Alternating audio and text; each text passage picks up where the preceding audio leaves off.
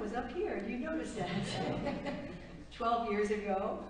Nearer than the air, that breath of the divine. What if we remember that daily? That we're always connected to that greater, infinite intelligence. Just as Reverend Maggie asked us last week, what would your life be like if you remembered the divine daily?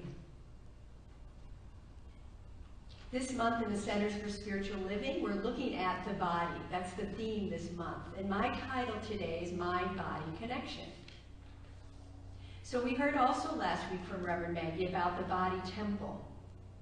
And when you think about the same creator that created the moon and the galaxies and outer space is within us and created us. So are you willing to change old beliefs about the body and give yourself permission to heal? Yes. Yeah, some of you are. Because our bodies are intricately connected and responsive to our minds. Just as we've heard, you are what you eat. Do you remember that phrase, you are what you eat? Well, we in Science of Mind say you are what you think. It's nothing new. That adage has been around for a long time. So today we're going to explore the mind-body connection and how trauma and pain are translated from the mind to the body, and some tools to strengthen the mind-body and return it to center in case you've gotten a little bit off. Anybody been off? I was for a month, ribcage. Deepak Chopra said, when mind, body, and spirit are in harmony, happiness is the natural result. And I love this old proverb I found. The body heals with play. The mind heals with laughter. And the spirit heals with joy. So remember today in my talk, if there's a gold nugget for you, to jot it down. Because that is something we like to share at the end of our service, is everyone can have a chance to just share that little bit that you're going to take home. So the mind-body connection. The human body is the one thing in this world which is completely and intimately yours. Rather than engaging in a spiritual philosophy that denies the body, we can move closer to an experience of the divine here and now by fully engaging with our body. I, you, we, I believe, represent or represent the infinite presence in a way that is uniquely you. There's nobody like you. When somebody told me that once, I said, well, thank God. But also, when you think about how unique we each are, and our bodies are magnificent and magical conduits between the divine creator and our individual consciousness. And our bodies should be celebrated for the way in which they allow us to experience this world we live in. Thank you, body. Thank you, body. How often do you say that to yourself? We probably don't say it a whole lot. I know in my yoga class when I teach, at the end of every class, we always say, silently, I just tell them, just say thank you, body, to your body. That's why I do all of this with you. We bless and thank our mind, we bless our heart, our spirit, we bless our body. We don't want to forget that. By loving our body and using it to connect to our minds and hearts and listening to its wisdom, we can celebrate its magnificence and awaken to an everyday wonder of this vehicle of expression. We may not like it a whole lot, but we can thank it. So Dr. Edward Viljoen, our spiritual leader at the Centers for Spiritual Living, had a wonderful little article in Science of Mind magazine this month at the very beginning called Love Letters to Your Body. I'm going to read a little bit of it. He said, the first time I was invited to think about what I say to myself when I look in the mirror, I was surprised at how many unkind and inconsiderate things I silently said to the image looking back at me. I know none of you do that. My early science of mind training, he said, introduced me to the idea that the tone of my inward conversation had something to do with the experience of my body. I already knew the language of rejection and cruelty harmed people, plants, and animals, and that affirming words of appreciation did have a beneficial effect. But for some reason, he said, I just didn't think nuances in language applied to what I was saying in the privacy of my thoughts.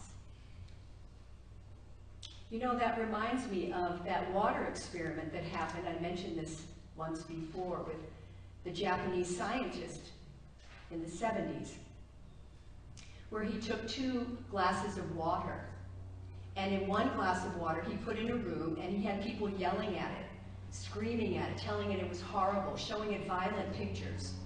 And in another room was another glass of water where people loved the water, they applauded it, they loved it, they showed it beautiful pictures of nature and just lovely things, and it was a very sweet experience. So long story short, he froze the water into water crystals. And you can look this up. I'm not making this up. And the water crystals were dramatic in what they looked like, from the violent one to the appreciated one. And remember, we, human bodies, are 75% water. So what are you saying to yourself? He said, my journey of noticing what I was saying to myself when looking in the mirror began to take place, to pay more attention when I was, let me start again.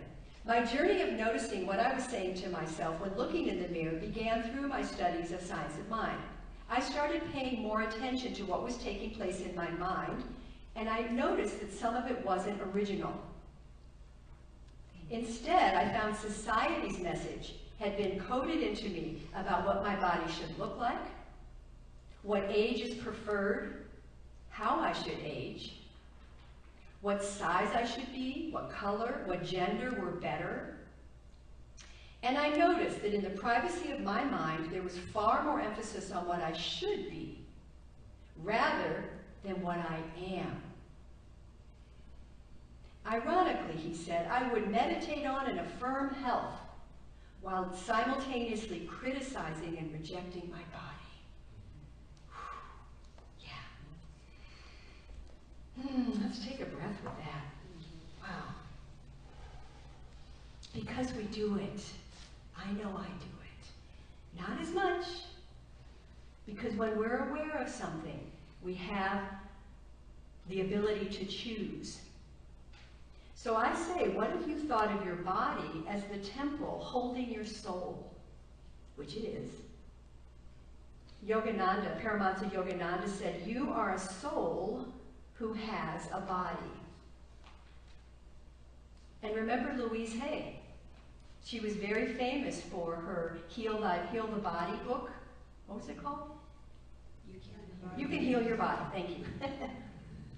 So we can use our challenges to bring out our soul nature. We can honor and strengthen it through the mind-body connection by self-love, which is what Louise Hay was all about.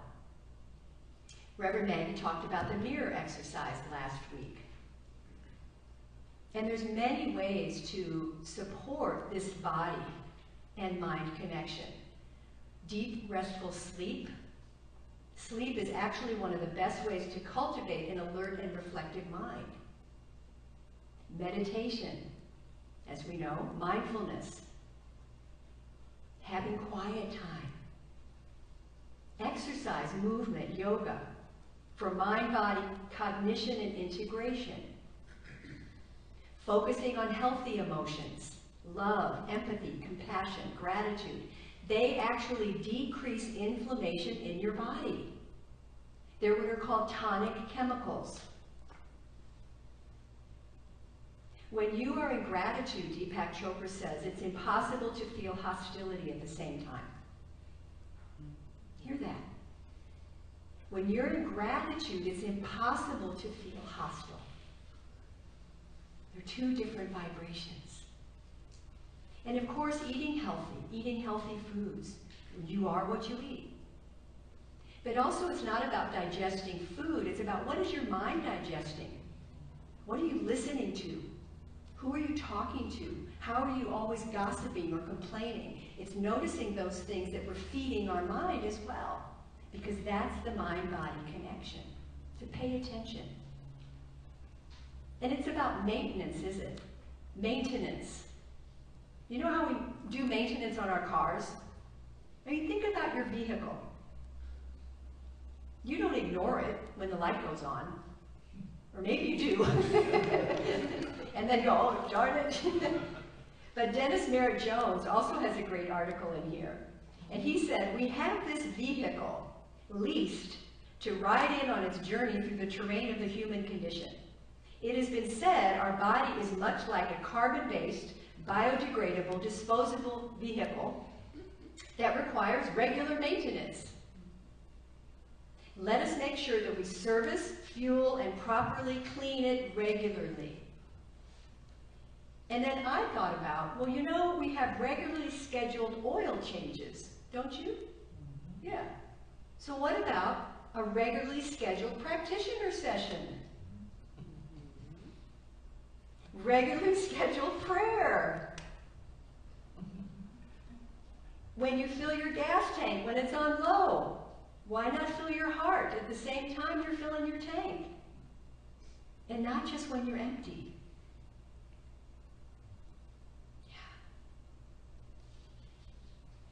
Our founder of Science of Mind, Ernest Holmes, said the intelligence in the physical body is a subconscious intelligence. It works creatively, but within certain fixed limitations. It's like a person sent out on an errand and told what to do, and knowing only to do what they are told. So what are you telling your body? And we breathe. Reverend Michael Beckwith said, we are luminous beings, and the body is a vibrational octave nerve. I think that's a magnificent thought. Say that one I again. will. We are luminous beings, and the body is a vibrational octave nerve. I feel and honor my mind-body connection, and my life is blessed. So we think about the body, but at the same time, Neil Donald Walsh, remember him? He wrote a lot of great books, Conversations with God, one. He says in this affirmation, I am not my body. My body is what I have. It is not what I am. I am not my body. My body's what I have, but it's not what I am. So what am I? What are you? I am consciousness in a body. You are consciousness in a body. Take a breath with that one. Because you are. So Raymond Charles Barker was a wonderful teacher in the 60s and 70s of religious science. And he wrote a book, The Power of Decision, which I taught a class on just recently. And he explains this. It's called the invisible you. The real you is not only invisible, it is also immeasurable. In my class instructions in the Science of Mind, I use the following illustration to make the students realize that they inhabit a larger arena than that which the five senses reveal. So I ask you to try this.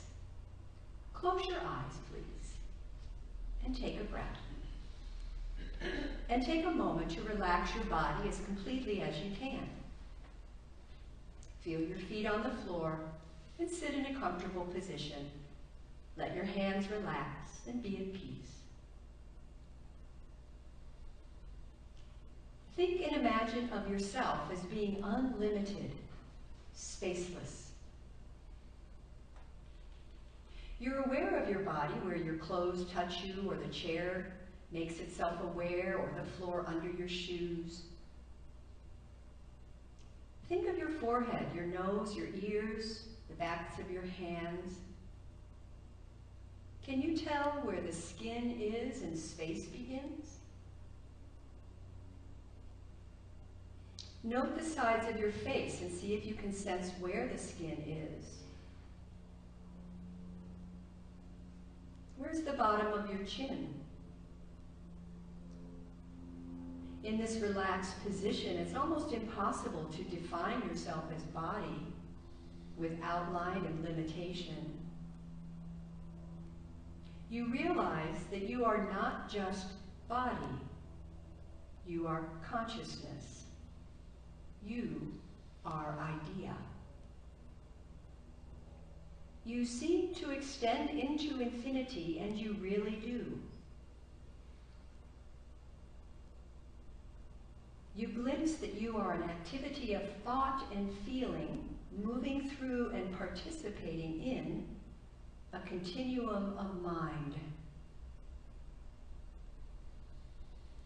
You sense what the ancients call the invisible and eternal self, that which you really are because you have always been it. You are consciousness.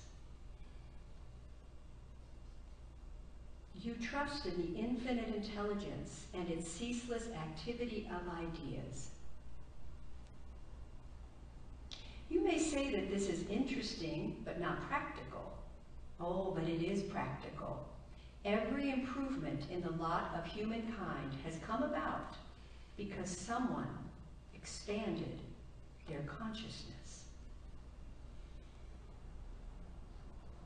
And we breathe. You are consciousness. You are pure being. And take a breath. You can open your eyes. And just sense how that felt for you. For me, it often feels more expansive. I'm not gripping on things I'm worried about, or even in the Bible, be ye transformed by the renewal of your mind. So we have these wonderfully creative minds and wonderfully responsive bodies. We also have wonderfully creative bodies and responsive minds. And the two are always acting in a reciprocal dance with one another. The mind and the body and the mind, they're always working together. We often focus on a top-down causation, where using the mind to influence an effect in the body. And what we may forget is that the body is responding to everything we do with our minds. Everything, including when we suppress our emotions or experience trauma.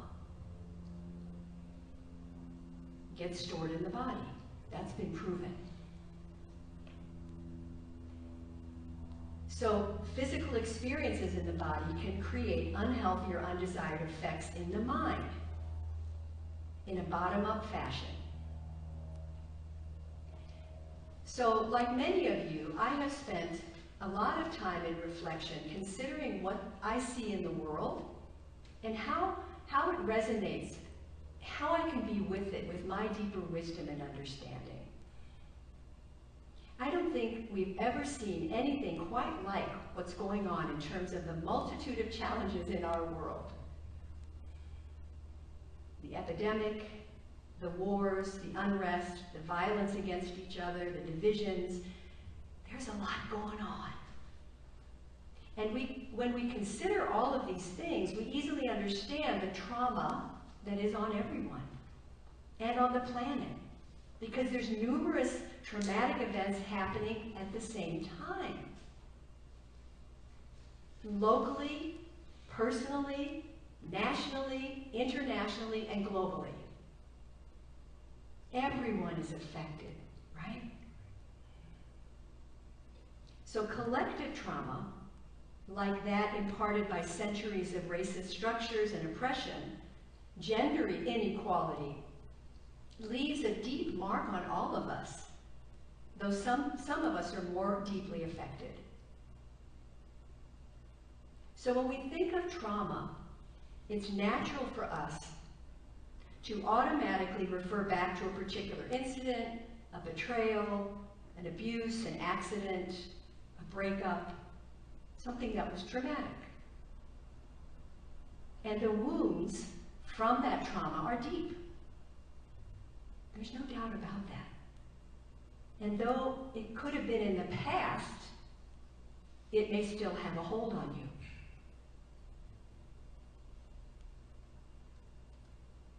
Traumas may never been fully healed and are just as painful when we think about them now.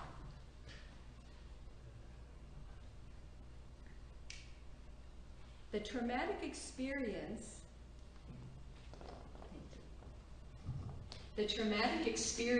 is brought forward when we are triggered. Have you ever been triggered? Oh yeah. When we're triggered, your heart beats faster, your mind becomes clouded, you're uncertain about things, you can't think straight, you're anxious, you're depressed. It's chaotic.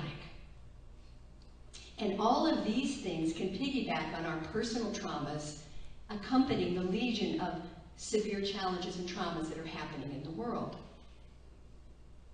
So what if we considered reframing the idea of a trigger to a signal?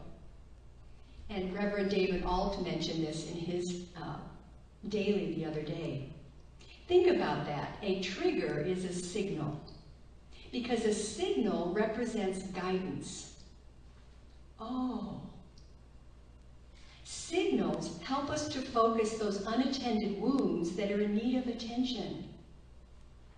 If we miss seeing the trigger as wisdom, it can lead, that wisdom's hand that can lead us into ourselves, then our energy remains misdirected and we continue to live in victimhood. So the latest research in trauma says trauma can be like a fence ahead of us while we're on our life's journey. So we proceed down a path and encounter a fence, which is unhealed trauma, that stops us. And we have the choice. We can choose to ignore what we encounter because it's just too painful. We don't want to think about it. We push it away. It's unpleasant. Yes.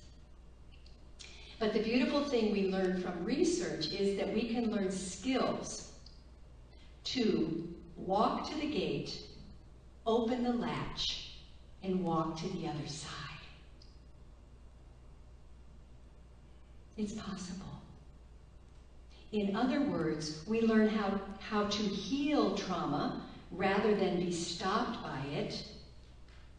And in doing so, we create a beneficial outcome for ourselves and everyone whose lives we touch.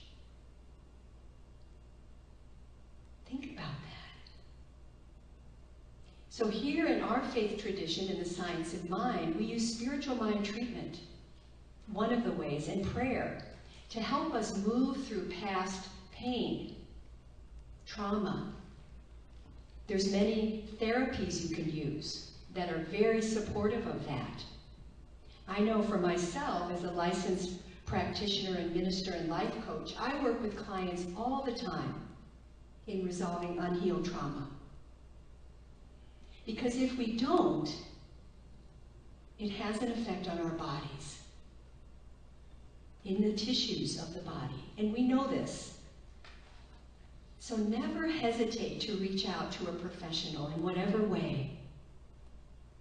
As Amada said, our phone numbers, all the practitioners here, our phone numbers are on the bulletin. If you ever just need a prayer, some support, please call us.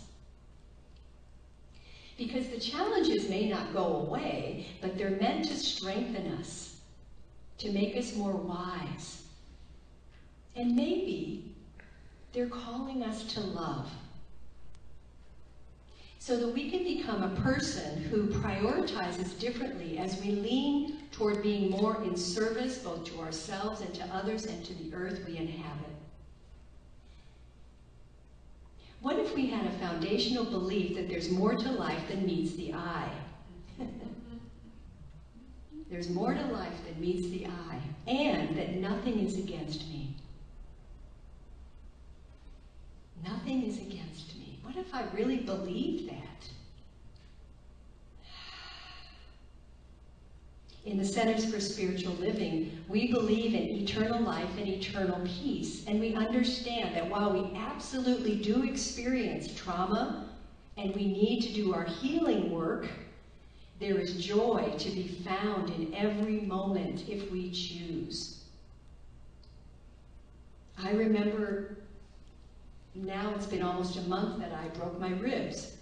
I was in such pain for 2.5, 3 weeks.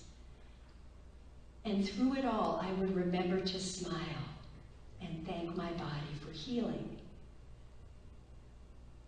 I had no other choice. I was pissed off, but I kept smiling and blessing my body for the pain. And now it's non-existent. But sometimes we have to go through difficulty in order to feel that light. So I invite you to feel into that joy right now with me. I invite you to, again, go into the silence for a moment, turn within, where we commune at our center with the source of all. And let us remember that the reason we came here on earth in the first place was to experience the love, the capital L. Not just conceptually, but as an embodied being in relationships of all kinds with love. And sometimes we need to be in darkness in order to feel our light. Be present with what is. This is where we choose to be. It is where the mystery and the miracle of alchemy reside, right here, right now. Ask yourself, who am I going to be in relationship to all that surrounds me in this world? How am I going to be? And we breathe.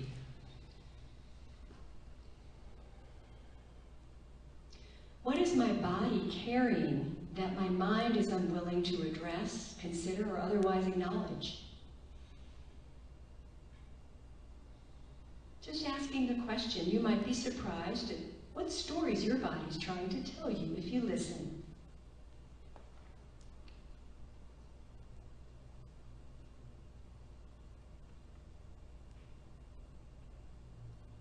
And how can I express light in the midst of darkness? How can I express light in the midst of darkness?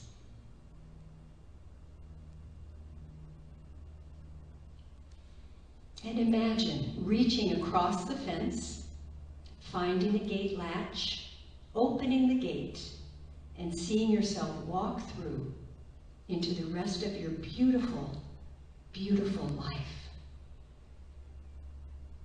And smile. If you saw you as Spirit sees you, you would be smiling now. And open your